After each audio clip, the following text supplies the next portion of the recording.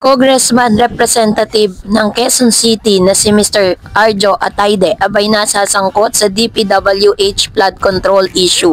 But before that, if you haven't subscribed yet to my YouTube channel, please don't forget to like, share, and subscribe at hit mo na rin ang notification bell for more showbiz updates. Bago tayo of course magpatuloy sa ating updates for today's video, ay nais kong pasalamatan kayo for always watching and trusting this channel.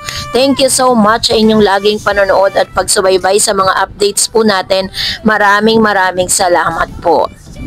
Bago po ang lahat, kilalanin natin sino nga ba itong si Mr. Arjo Atayde. Si Arjo po ay isang aktor at kasalukuyang kongresista sa Quezon City. Kilala siya sa mga teleserye at pelikulang gaya ng Bagman at mula nang pumasok sa politika ay naging abala rin sa mga proyekto bilang public servant. Si Maine Mendoza na kanya pong wife, ang actress at TV host at product endorser, ay unang sumikat bilang Yaya Dab sa Itbulaga at naging bahagi ng phenomenal love team ng Aldab. Sa kasalukuyan, active pa rin siya sa showbiz at sa ilang business ventures. Naging magkasintahan sina Arjo at May noong 2018 at unang lumabas ang mga balita tungkol sa kanila noong July 28, 2022. Nag-propose si Arjo kay May, tinanggap ito ng actress at nagkaroon ng malaking engagement announcement.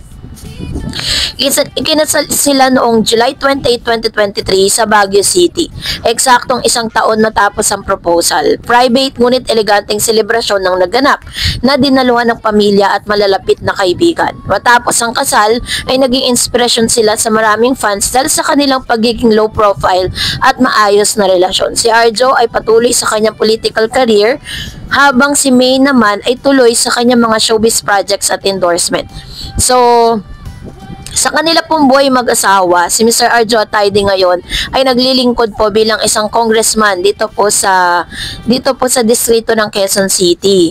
At ngayong araw ay trending at pinag-uusapan po, alam natin hanggang sa ngayon ay talaga namang usap-usapan pa rin po sa social media at sa lahat ng platform, maging ang lahat ng mga kababayan natin ay busy, talagang engaged po dito po sa tinatawag na flood control projects, kung saan ay naglitawan na at binanggit neto ni Sara Diskaya ng kanyang husband, pinatawag sa Senado para po sila ay tanungin at gisahin. Dito po inisa-isa ni Sara Diskaya at ng kanyang husband, si Mr. Diskaya, ang ilan sa mga may posisyon sa gobyerno na sinasabing nag-benefits di umano dito po sa sinasabing flood control issue na ito. So mula po sa isang balita mula sa Philippine Daily Inquirer, sabi po dito, si Representative Arjo Atayde mula sa unang distrito ng Quezon City ay mariing itinanggi ang sinasabing pakinabang mula sa kontratista.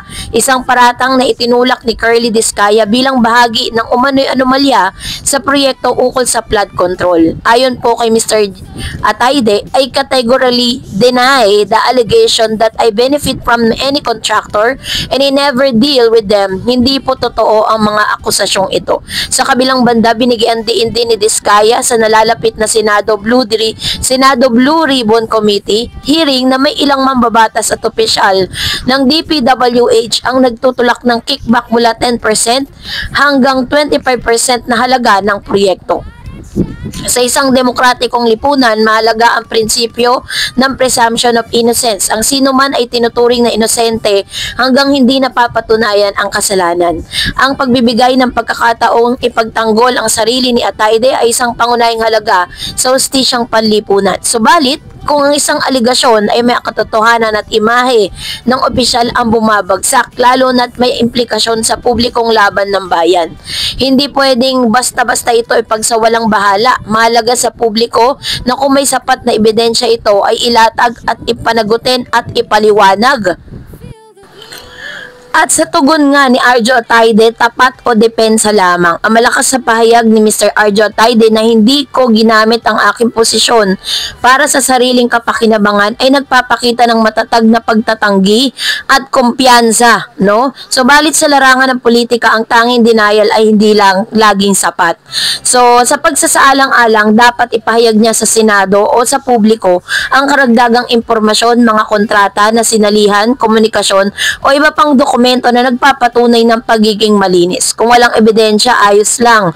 Ngunit kung mayroon talagang pinagdadaanan at dapat niyang ipakita ito upang hindi mabasa bilang simpleng pagtatanggol lamang. So sinasabi po ng ilan na hindi po sapat na itanggi lang ni Mr. Arjo Atayde na siya po ay wala pong kinalaman o hindi po siya nakinaabang dun po sa tinatawag na flood control budget, no? Patungkol dito sa issue na talagang ginigisa yung ilang mga talagang sangkot sa nasabing issue.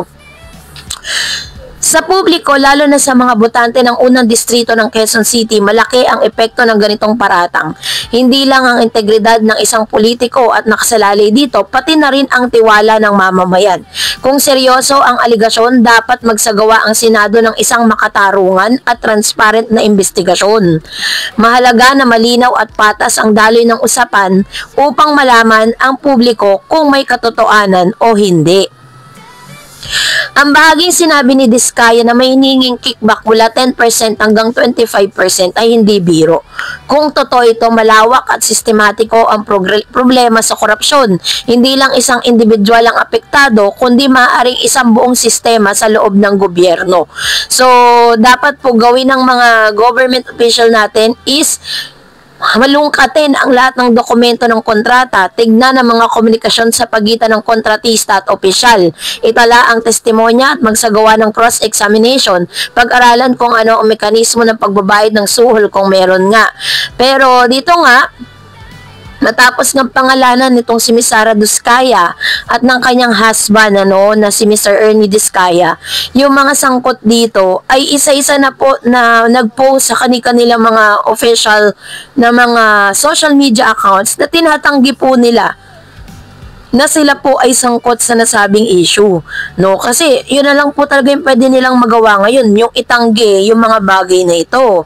Dahil talagang sila po ay ipapatawag din dito po sa nasabing hearing sa Senado para at least makapagpaliwanag po sila sa publiko kung bakit nasasangkot ang kanilang mga pangalan sa nasabing issue ito. Ang kaso ni Representative Arjo Atayde, isang malakas na paalala na kahit isang kilalang personalidad na may aktibong media life ay maaari pa rin maharap sa matinding paratang.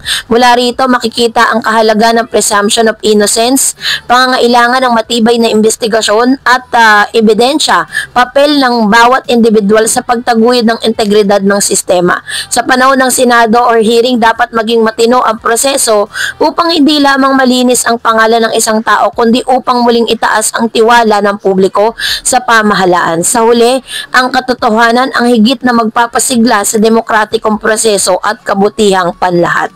So sa ngayon ay nung dinalaw po natin ang Instagram post or Instagram ni Miss Maine Mendoza na kanya pong wife, ay nananatili po itong tahimik dahil may post na nga po yung kanyang husband and they allegedly denied yung bintang, matapos pong banggitin ni Miss Sara Diskaya ang kanyang pangalan sa nasabing issue. So kayo po, anong inyong saloobin patungkol dito? Comment down below. And that's it for today. For more videos and updates, please don't forget to like and subscribe, and please don't forget to follow my Facebook page, DarEdsTV and DarEds channel. Thank you so much and God bless everyone.